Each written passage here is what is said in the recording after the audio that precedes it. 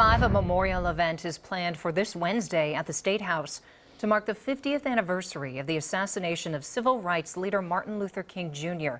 Among the speakers at the event will be Reverend Joel King Jr., a resident of Central Ohio and a first cousin of Dr. King.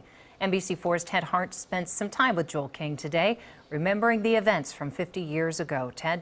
Well, and Ellie, as a high school student, Joel King Jr. was vocal about the process of desegregation in South Carolina, where he lived at the time. And like many other young black men in America at the time, he wished that he could have been closer to Martin Luther King Jr. and the national civil rights movement.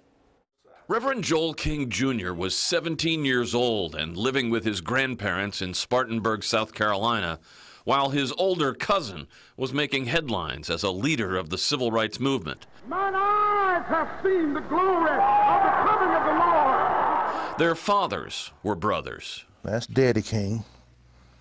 That's my father. Joel King says he was mopping floors at a Spartanburg cafeteria the night his cousin was assassinated outside the Lorraine Motel in Memphis, Tennessee. It was just a sad day for America, for our family. Did you understand his greatness at the time? Not at the time I understood it well, but 17, yes, because I was leading marching myself in Spartanburg. Dr. King had preached nonviolence, but his assassination tested the faith of many in the civil rights movement. The king of love was dead. So where do you go as a country if you kill a man that tried to tell you how to love one another? Where you go from there? Joel King believes his cousin would be disappointed that the country remains so divided over issues including voter suppression and police brutality and income inequality.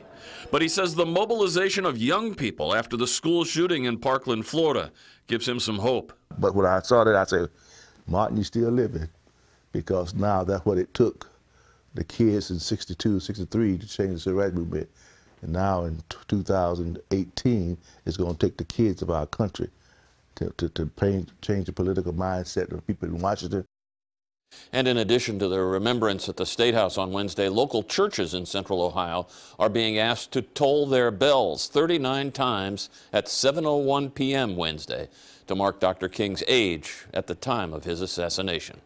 Ted Hart, NBC4. Ted, thank you. And stay with NBC4 for continuing coverage of this historic event. We'll bring you live reports from our nation's capital, and tune in for our special, Dr. Martin Luther King Jr. Remembering the Dream, Wednesday night at 7, only on NBC4.